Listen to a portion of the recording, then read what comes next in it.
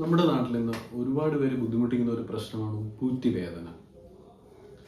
പ്രധാനമായും plantar fasciitis എന്ന് പറയുന്നൊരു സാഹചര്യം, കണ്ടീഷൻ കാരണമാണ് ഈ വേദന ഉണ്ടാകുന്നത്. കാൽക്കേനിയസ് ബർഗ് പോലുള്ള കാരണങ്ങളാലും ഇത് വരാമെങ്കിലും പ്രധാനമായും ഈ പ്ലാന്റാർ ഫേഷ്യേറ്റിസ് എന്നൊരു കാരണം കൊണ്ടാണ് ഈ ഉപ്പൂറ്റി വേദന കൂടുതലായി കണ്ടുവരുന്നത്. എന്താണ് ഈ പ്ലാന്റാർ ഫേഷ്യ? നമ്മുടെ പാദത്തിൽ ഉപ്പൂറ്റിയും, അതായത് ഹീൽ ബോണും കാൽ വിരലുകളും തമ്മിൽ ബന്ധിപ്പിക്കുന്ന ഒരു ടിഷ്യൂ ഷീത്താണ് ഈ പ്ലാന്റാർ ഫേഷ്യ എന്ന് പറയുന്നത്.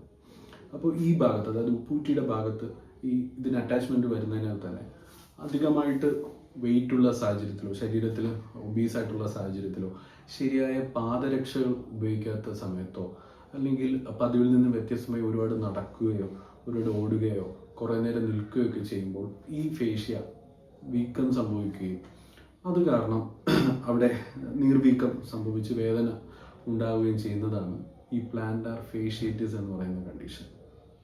നമുക്ക് രാവിലെ എഴുന്നേൽക്കുന്ന സമയത്തൊക്കെ അതിയായി കുത്തി തുളയ്ക്കുന്ന രീതിയിലുള്ള വേദന അനുഭവപ്പെടുക, അല്ലെങ്കിൽ തൊടുന്ന സമയത്ത് വളരെ വേദന അനുഭവപ്പെടുക, ഇതൊക്കെ ഇതിൻ്റെ പ്രധാന ലക്ഷണങ്ങളാണ്. നമുക്കിതിനെ എങ്ങനെ മാനേജ് ചെയ്യാം?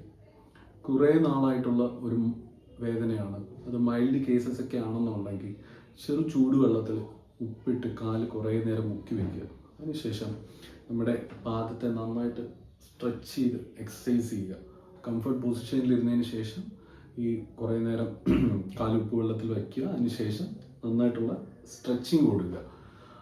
അല്ല, അക്യൂട്ട് കേസാണ്, പെട്ടെന്നുണ്ടായ ഒരു പെയിനാണ്, 1-2 ദിവസം കൊണ്ടുണ്ടായ ഒരു ഇതാണെന്നുണ്ടെങ്കിൽ നിങ്ങൾ ഐസ് പാക്ക് അപ്ലൈ ചെയ്യുക. ഈ പറഞ്ഞ മാതിരി പാദത്തിന് നല്ല സ്ട്രെച്ചിങ് കൊടുക്കുക.